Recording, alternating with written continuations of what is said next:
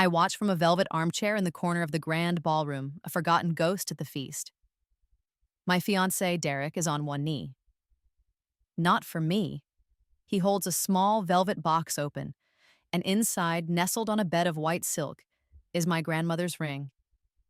The diamond, a starburst of light I've known my whole life, is presented to my sister, Sarah. She extends her hand, her fingers trembling with what everyone here mistakes for joy. "Oh, Derek, it's perfect," she breathes, her voice a saccharine melody that makes my stomach clench. He slips the ring onto her finger, a perfect fit, and the small gathering of their closest friends and family erupts in applause. A surprise wedding rehearsal, they'd called it. The surprise was all mine. A phantom scent, sharp and sterile, cuts through the cloying perfume Sarah wears. It's the hospital, a smell that has woven itself into the fabric of my clothes and the lining of my nostrils for 3 long months. While I was relearning to breathe without a machine, while nurses in soft-soled shoes changed my IV drips and spoke to me in slow, patronizing tones, they were doing this, planning this. Every whispered consultation about my recovery was a cover for their clandestine affair. Every tear Sarah shed by my bedside was a lie. They built their love story on the ruins of my life, decorating their future with flowers bought while I stared at a white ceiling, trapped in a body they had already written off. Derek raises his glass, his eyes finding Sarah's. "To us," he proclaims, "and to new beginnings." The crowd echoes his toast, their voices a dull roar in my ears. My jaw aches from the tension of keeping it shut. A firestorm of unspoken words burns in my throat, a litany of accusations and curses that threaten to claw their way out. But I swallow the inferno, letting it curdle into something colder, harder. A weapon. They think the accident crushed my vocal cords along with my car. They see my silence and assume it is damage, a permanent loss. They pat my hand, their expressions full of pity, and never see the fury in my eyes. "It's such a tragedy," I hear one of Sarah's bridesmaids whisper to another. "She'll never be the same." Oh, she's right about that. My silence is not a cage. It's a disguise. And from behind this mask, I see everything with a terrifying new clarity. They have no idea who is listening. The clock has started. In exactly 24 hours, this room will be filled not with 24 people, but with 300. 300 guests who will file into pews and watch my sister, radiant in a white gown she probably charged to my accounts, walk down the aisle to marry the man who is mine. They will witness what the invitations have billed as the union of two soulmates, a testament to a love that supposedly blossomed from shared grief. They will see Derek, handsome and charming, and Sarah, beautiful and kind, and they will believe the fairy tale. They'll smile and shed happy tears and celebrate the beautiful lie Derek and Sarah have constructed with such meticulous care. But the truth has a way of making itself known. They've planned every detail of their perfect day, from the string quartet to the 5-tier cake. They feel safe, victorious, standing on the precipice of getting everything they ever wanted. They've accounted for everything except me. They've mistaken my silence for surrender. Tomorrow, when the minister asks if anyone has cause to object, I will give them a wedding speech. It won't be the one I dreamed of as a little girl, but it's the one they've earned. A speech they and their 300 guests will never, ever forget. Later, after the champagne has been drained and the syrupy congratulations have faded into the background, I follow the sound of boisterous laughter down a long, carpeted hallway. It leads to a study, the heavy oak door left slightly ajar. Peeking through the crack, I see Derek holding court with his groomsmen, his tie loosened and a glass of amber liquid swirling in his hand. They're all laughing, loose and unguarded. My heart hammers against my ribs, a frantic bird trapped in a cage of my own making. My hands, surprisingly steady, retrieve my phone. With a silent swipe and a tap, the screen glows to life. I press the red circle, and the timer begins to tick upwards. The microphone is live. This is it. My first decisive action, the first brick I will pull from the foundation of their lies. One of the groomsmen, a beefy man whose name I can't be bothered to remember, claps Derek on the back. "Seriously, man, how did you pull this all off? The ring, this venue? Sarah's a lucky girl." Derek takes a long, slow sip of his drink, leaning back in the leather armchair like a king on his throne. The arrogance rolls off him in waves. "It's not about luck, it's about making smart plays," he says, his voice thick with liquor and self-satisfaction. The insurance payout from the accident was substantial. And with Maya's ongoing care needs, I'm in charge of the fund. He winks. Let's just say some of the projected rehabilitation costs were a little inflated. Money is better spent on celebrating a future, not clinging to a past that's never coming back. Another groomsman whistles. That's cold, man. What if she, gets better? Derek lets out a short, dismissive laugh that chills me more than the November air outside. He leans forward, his voice dropping to a conspiratorial slur, and I push my phone closer to the crack in the door. Get better? Come on, be realistic. The words hit me like a physical blow, each one a stone cast at my fragile composure.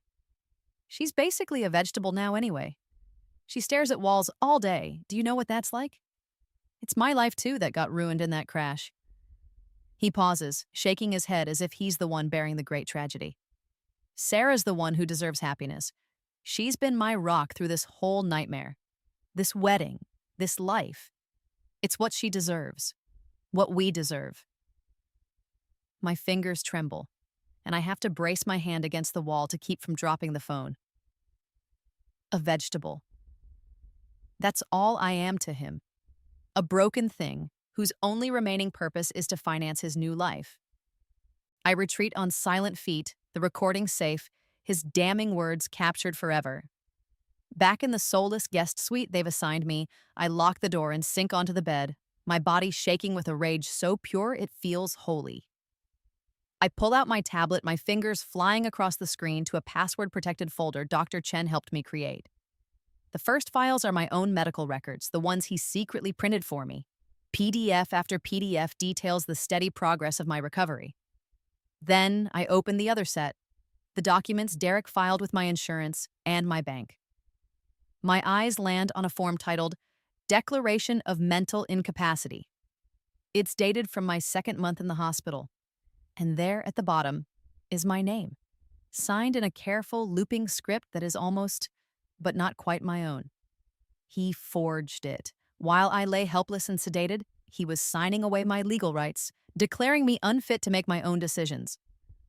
I remember a brief moment of hazy consciousness, Derek by my bedside, a pen in his hand. Just a few things for the insurance, Maya. He had cooed, his voice a balm on my fractured awareness. Just sign here so I can take care of everything for you. I must have slipped back under before I could. He must have just signed it himself. My blood runs cold, but I'm not done.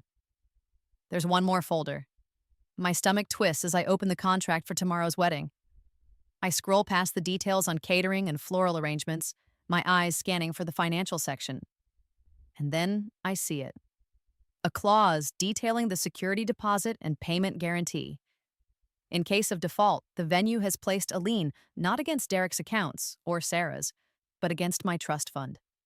The money my parents left me, the money specifically set aside in a tightly worded legal trust for my education, my health, my future. He didn't just skim from my care fund. He wagered my entire inheritance on their wedding.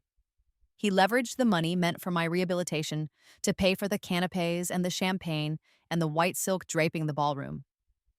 I stare at the account numbers on the page, my account numbers, and the last vestiges of grief inside me finally harden into diamond. He hasn't just broken my heart, he has tried to erase my future, and for that, there is no forgiveness.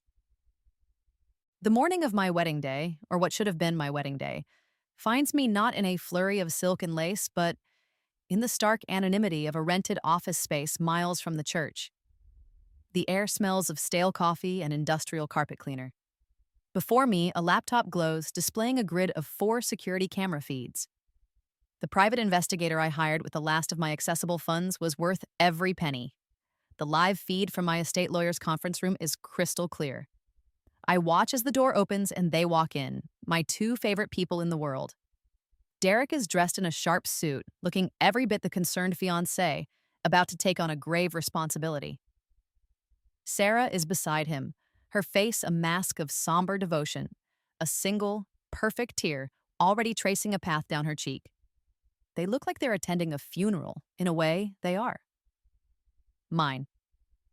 The lawyer, a man who has known my family for 20 years, stands to greet them.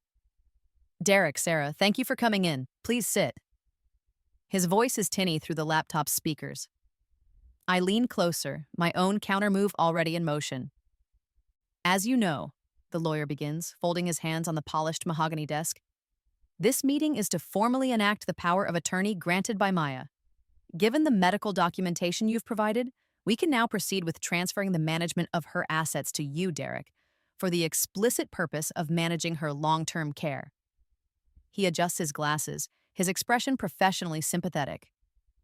Derek nods gravely, reaching into his briefcase. About that, Mr. Albright. We have an updated report from her new neurologist. I'm afraid the news isn't good. He slides a sheaf of papers across the desk. I zoom in on the feed showing the document. The letterhead reads, Martinez Neurology Clinic, a name I've never seen. It's a complete fabrication. My heart beats a slow, steady drum of ice and fury. The previous assessments were, sadly, optimistic, Derek continues, his voice layered with false regret. The new report confirms that the damage is not only permanent, but progressive. We're looking at significant cognitive decline over the next few years. Sarah chooses this moment to produce a delicate, laced handkerchief, dabbing at her dry eyes. Her performance is flawless, a masterclass in manipulation. The doctors say she might not recognize us soon, she says, her voice cracking beautifully on cue. The lawyer's face softens with pity. They say she could become agitated, confused. We're terrified she could hurt herself or that someone could take advantage of her. She looks up, her eyes wide and pleading. We're not doing this for us, Mr. Albright. We're just protecting her future. It's the only thing we can do. The lawyer murmurs his condolences, completely ensnared in their web. Of course, my dear, I understand. This is a terrible burden for you both to bear. A burden? I want to scream. The only burden is the weight of their greed. They speak of protecting my future while actively, gleefully, stealing it right in front of me. Derek places a comforting hand on Sarah's shoulder, a perfect portrait of solidarity. Maya and I talked about this, years ago. What we'd do if something terrible ever happened to one of us. He looks the lawyer straight in the eye, his gaze unwavering. Maya always said she'd want us to be happy if anything happened to her. She made me promise I'd live my life to the fullest. She loved Sarah like a sister. My own words, twisted into a poisoned dart and aimed back at me. I remember that conversation. We were on a balcony in Italy, sharing a bottle of wine under the stars, feeling invincible. I had said that, born from a place of deep, unconditional love. A love he is now using as a tool to gut my entire existence. Honoring that promise, marrying Sarah, it's the hardest thing I've ever had to do, Derek adds, his voice thick with emotion. But I'm doing it for Maya. It's what she would want. The lawyer, completely convinced, picks up his pen. I have the final transfer documents right here. Your signing as her power of attorney will consolidate the liquid assets and property titles under your management. He turns the papers around, indicating the signature lines. My breath catches. This is the moment of legal transference, the point of no return in their minds. As the lawyer's expensive fountain pen hovers over the documents, my fingers fly across my own keyboard. Click. A screenshot of the forged medical report, clear as day, click. A shot of Derek's hand guiding Sarah's as she co-signs a consent form. Click. A close-up of the final asset transfer agreement detailing every stock, every bond, every piece of property they are stealing. Click, click, click. The lawyer signs with a flourish. On the screen, Derek and Sarah share a look, not of grief, but of triumphant, unadulterated greed. They think they've won. They have no idea that I've just captured every last piece of the evidence that will burn their new world to the ground. Hours bleed into one another in the gray twilight of my makeshift command center. The adrenaline from the lawyer's meeting has subsided, leaving behind a cold, hard knot of patience in my stomach. A soft chime from my laptop announces the arrival of a new email. It's from the investigator, the subject line a single stark word, report. My hands are perfectly still as I navigate to the encrypted file and enter the password. My breath catches. This is the moment everything changes. The document that loads is clinical, detached, a series of facts laid out in cold black type. But reading it is like pressing my hand onto a hot stove. The report begins with forensic analysis of my car's wreckage. The primary hydraulic brake line connecting the master cylinder to the front calipers was severed. It reads, "The cut displays clean, precise markings consistent with a Tolson brand industrial pipe cutter 3 to 6 mm model. The nature of the severance indicates deliberate human action, not mechanical failure or impact damage." The screen blurs for a second, and I force my eyes to refocus. Below the text are high-resolution photographs. The copper line sheared clean through, a close-up of the tool marks, undeniable and precise. It wasn't an accident. He tried to murder me. The realization doesn't crash over me like a wave. It seeps into my bones like a fatal frost, chilling me from the inside out. He had wanted me dead. But the report continues, and the frost turns to a burning, white-hot rage. The investigator had cross-referenced Derek's credit card statements and local hardware store security footage. There he was, 2 days before my crash, time-stamped on a grainy CCTV feed, purchasing the exact model of pipe cutter mentioned in the analysis. The final section of the report is the one that shatters the last microscopic shard of doubt or grief I may have harbored. It's a transcript of text messages, recovered from Sarah's cloud backup. The words glow on the screen, a digital confession. Derek, it's done. The car is ready for her. Just be normal tomorrow. Act surprised when you get the call. Sarah, my God, Derek, are you sure? What if she just gets hurt? Derek, that's a risk I have to take. It's the only way for us to have the life we want. No more hiding, no more waiting. This is for us. Sarah, okay, I trust you. For us. She knew. She wasn't just an opportunistic vulture picking at the scraps of my life. She was a willing co-conspirator in my murder. She held my hand at my hospital bedside, her eyes full of fake tears, knowing she had wished me into that grave. The report lands in my lap, or rather, the laptop sits there, and the weight of it feels like a tombstone. Derek was the one who tampered with my car brakes, and Sarah knew. My immediate visceral impulse is to pick up the phone and dial 911. To send this report, this undeniable proof, to the authorities and have them dragged from their rehearsal dinner in handcuffs. I picture their faces, the shock, the denial. It would be justice, swift, final. But as my hand hovers over the phone, a new vision begins to form, eclipsing the first. It's a flash forward, a premonition so clear it feels like a memory. I see the inside of the Grand Cathedral, sunlight filtering through stained glass windows, painting jewels of color on the stone floor. It's tomorrow at 4 p.m. The organ is playing. 300 heads are turned towards the altar where Derek stands, beaming with a victor's smile. Sarah is on his arm, a vision in white, her face radiating a joy so profound it can only be born from getting away with the ultimate crime. The minister's voice echoes in the vaulted space. If anyone can show just cause why they may not be lawfully joined together, Derek will smirk then, a private joke just for himself, perhaps glancing at the empty wheelchair they've placed for me in the front row as a sentimental prop. He will see my absence as his final victory. And that is when I'll stand up from the back row.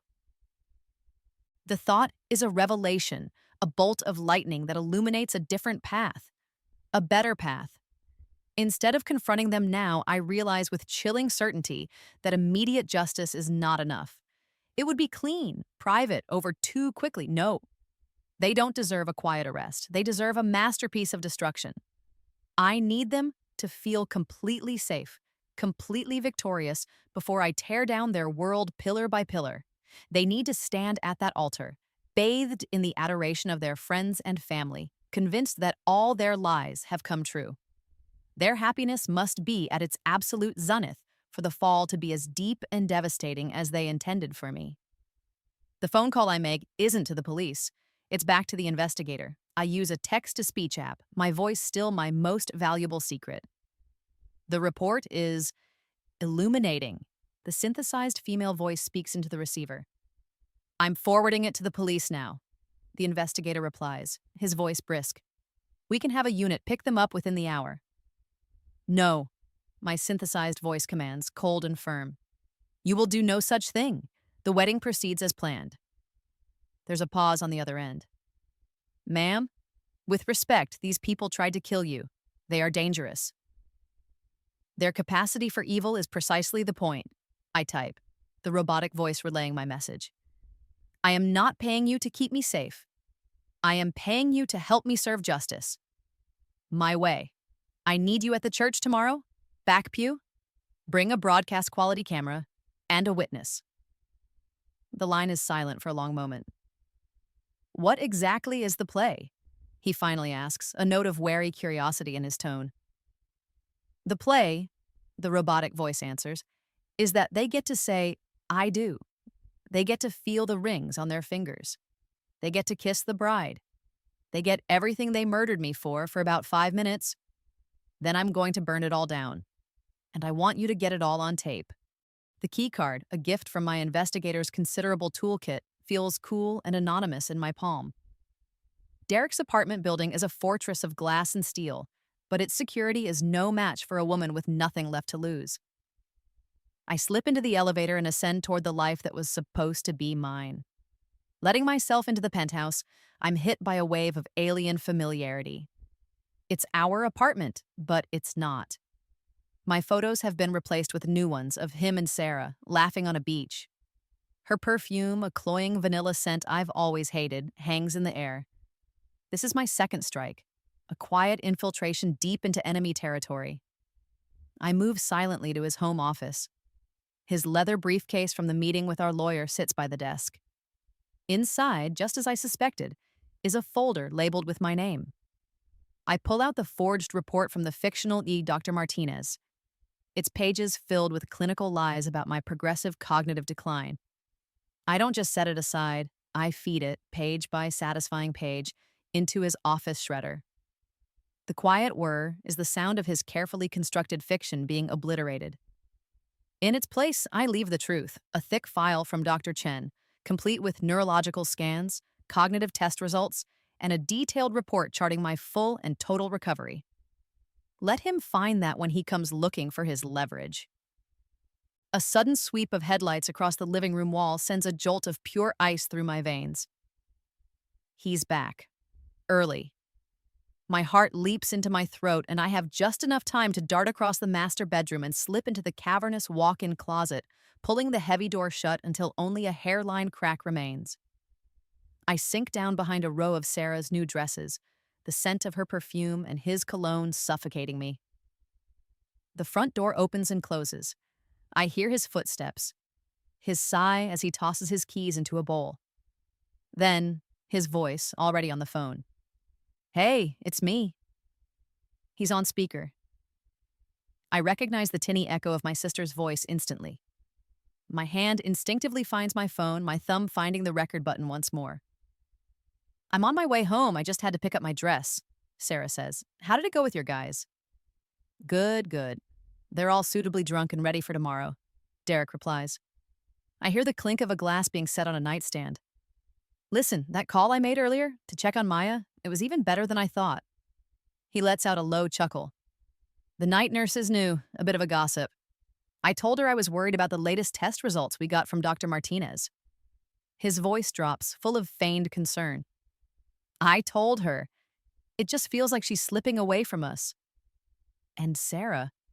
The nurse said, Yes, Mr. Henderson, the decline has been rapid. He's not just lying to the lawyer, he's actively seeding his story, creating a false narrative within the hospital itself. So the staff is on our side? They believe she's getting worse? Sarah's voice is sharp, anxious. They do, Derek confirms. He pauses, and I can almost hear the smirk in his voice as he delivers the line. Maya's not getting better. The new tests show she's actually getting worse. Through the phone, I hear Sarah let out a long, slow breath. The sound that comes next is the single most damning word I have ever heard. Good, she replies. The word is not whispered, it is not hesitant. It is a crisp, clean, unmistakable sound of profound relief. It is the sound of a person delighted by the news of another's utter devastation. My own sister. My blood runs cold. Good, she says again, as if tasting the word. Did Dr. Martinez's office call you back? Derek confirms they did. Our stories are straight. He has a whole file ready if anyone ever looks into it. Perfect, Sarah breathes. And he confirms she'll never speak again, right? The vocal cord damage is permanent? The question hangs in the air of the dark closet, sucking all the oxygen from my lungs. Their most crucial lie, the one that ensures my silence. But Dr. Martinez never examined me. He doesn't exist. I've been seeing the real specialist, Dr. Chen, in secret for months. I think of the long, frustrating hours with a speech therapist Dr. Chen found for me. The first rasping sounds, the slow rebuilding of my voice, stronger and clearer than before. My voice has been fine for weeks, a hidden weapon, a secret I have guarded more closely than any other. They are so confident in my silence, so sure of my powerlessness, that they haven't even considered the possibility of it being a lie. They've built their entire kingdom on the assumption that I will never be able to utter a single word in my own defense. It is a fatal miscalculation. After he hangs up, I wait, listening to him move around the apartment for what feels like an eternity. Finally, I hear the front door close again.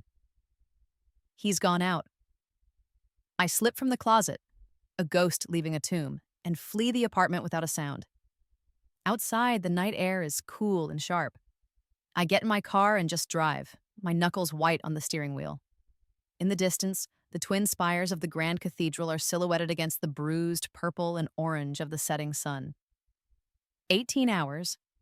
18 hours until they stand in that holy place and make their sacred promises to one another in front of God and everyone they know.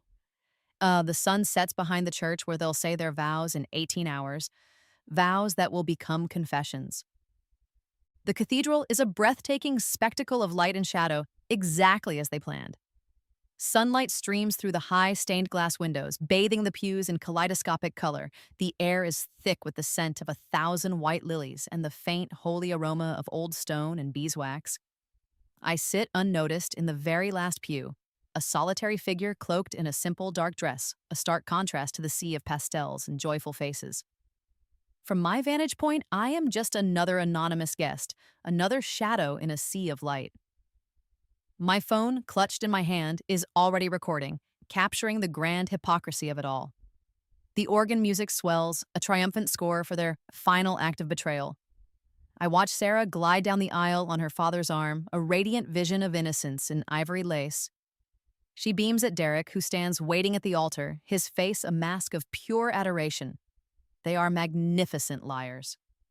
They join hands before the minister, and their voices, clear and steady, recite the sacred vows. To have and to hold from this day forward, Sarah promises, her eyes shimmering with unshed tears. For better, for worse, for richer, for poorer, Derek echoes, squeezing her hand. In sickness and in health, to love and to cherish, till death do us part. The irony is so thick I can taste it, bitter as poison on my tongue. My phone captures every perjured word. The minister smiles benevolently at the happy couple, then turns to the congregation. We have heard the vows of Derek and Sarah, their promises to love, honor, and cherish one another. But a marriage is also a public covenant. He clears his throat, his voice resonating through the hallowed space. Therefore, if anyone can show just cause why they may not be lawfully joined together, let them speak now or forever hold their peace. A deep, profound silence descends upon the cathedral. This is the moment. The air crackles with unspoken tension. I see Derek's shoulders relax. He's won. He glances at Sarah, a quick, triumphant look passing between them. Then his eyes drift to the front pew, to the empty wheelchair they place there as a monument to their lies, a prop in their tragedy. A cruel, self-satisfied smirk touches his lips. He leans slightly towards the minister's microphone, his voice carrying through the silent church. I guess Maya couldn't make it. Actually, I'm right here. My voice, not a whisper, not a rasp, but clear and strong and full of a cold, righteous fury, rings out from the back of the cathedral. Every single one of the 300 heads swivels in unison, a wave of shock rippling through the crowd.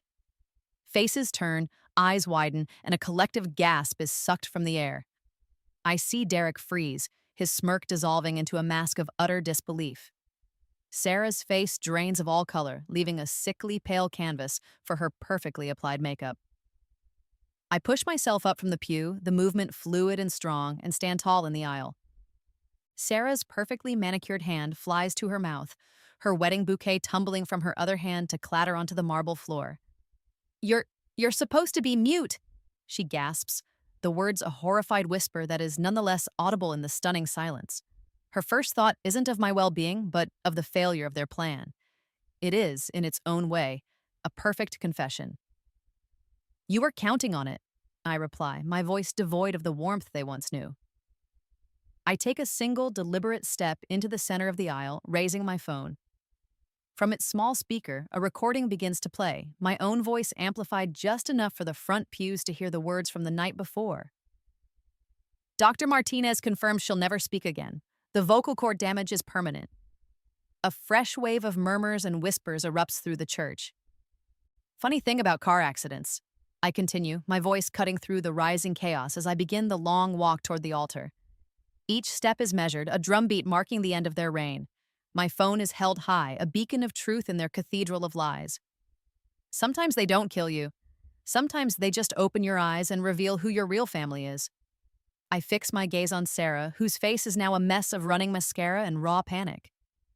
Tell me, sister, when you told Derek Good upon hearing my condition was getting worse, was that before or after you helped him spend my inheritance on this party? Sarah flinches as if struck, shaking her head in frantic denial. No, she's not well. She's confused, the accident. Oh, I'm not confused, I say, my steps never faltering. I'm not confused about the wire transfers from my trust fund, or the insurance fraud, or the forged medical reports declaring me mentally incompetent. I'm halfway down the aisle now, a phantom in dark silk gliding through a sea of stunned faces. I look at the minister, whose benevolent smile has been replaced by a mask of horrified confusion. He turns to the man beside him. Derek, you told me she'd never walk again, the minister whispers, a panicked, accusatory hiss. Derek is a statue, his face ashen, his eyes locked on me as if I were a ghost rising from the grave. Sarah stumbles backward, tripping on the hem of her extravagant wedding dress, a princess fleeing a dragon of her own making. He did more than lie to you, minister, I announce, my voice resonating with cold power. He lied to my doctors, my lawyers, my bank. I am only a few feet from them now, close enough to see the sweat beading on Derek's brow. He told everyone that I was a vegetable.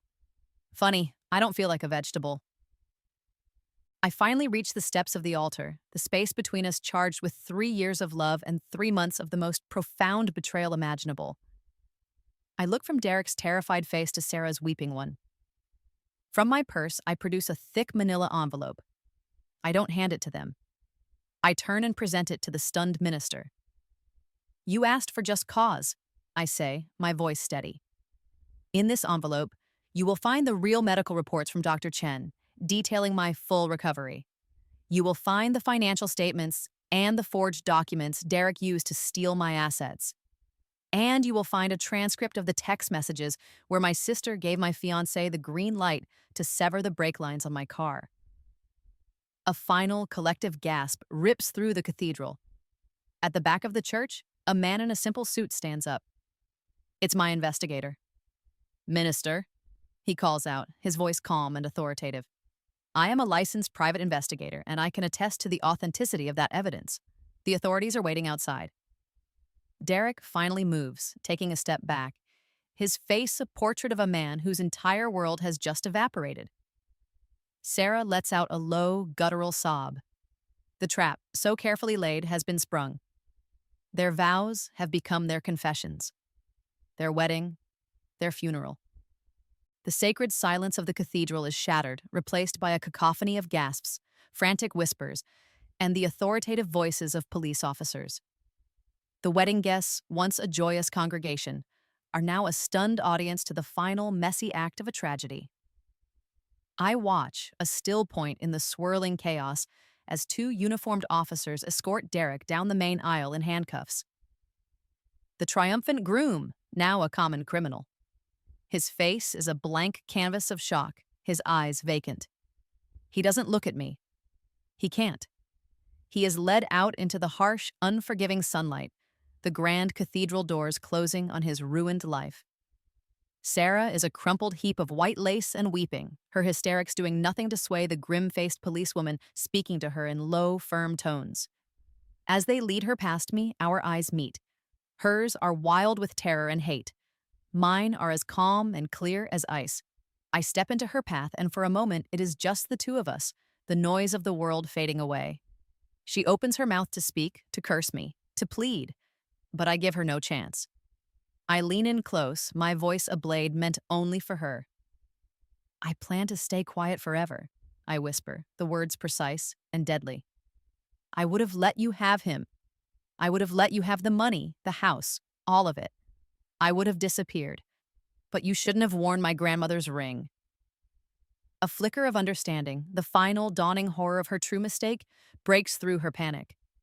It wasn't the attempted murder that sealed her fate, but this one, intimate, unforgivable act of theft. She lets out a gut-wrenching sob as the officer pulls her away. 6 months later, I stand on the sun-drenched steps of the county courthouse, the air crisp with the promise of autumn. I watch as a heavily armored prison transport vehicle pulls away from the curb. Derek is inside, stripped of his fine suit and his smug confidence, now just an inmate number starting a 20-year sentence for attempted murder, fraud, and a litany of other charges. He is a ghost to me now, a problem that has been solved. A few moments later, Sarah emerges from a side door, her face pale and drawn. Her own trial had been swifter. Having turned state's witness against Derek, she avoided the attempted murder charge, but not the consequences of her greed. She was found guilty on multiple counts of fraud and conspiracy. I watch as she is placed in the back of a standard police car to be transported to a low-security correctional facility. Her future, a landscape of restitution payments and parole hearings. It is a quiet, ignominious end. My own future, once a terrifying blank, is now taking shape. Dr. Chen, my quiet ally, and a true testament to his oath, helped me navigate the legal labyrinth to reclaim every penny from my trust fund. The private investigator, a stoic and frighteningly competent man named Evans, has become my business partner. Our new firm, Phoenix Investigations, has a single, clear mission: to be the last resort for victims like me, those caught in the crosshairs of medical and financial predation. Even the wedding venue, horrified by the publicity, had a manager call me personally to offer a profuse apology and a full, immediate refund. Every stolen piece of my life has been returned. The vows they spoke at that altar were lies, flimsy promises that evaporated under the first light of scrutiny. But I had made my own vows in the dark, silent months of my recovery. A vow to survive. A vow to find the truth. A vow to seek justice, and finally, a vow to heal. Standing there on the courthouse steps, feeling the warmth of the sun on my face, I finally allow myself to fulfill that last promise. The anger that fueled me for so long has burned itself out, leaving not emptiness but a clean, quiet space to build something new. Some vows are meant to be broken,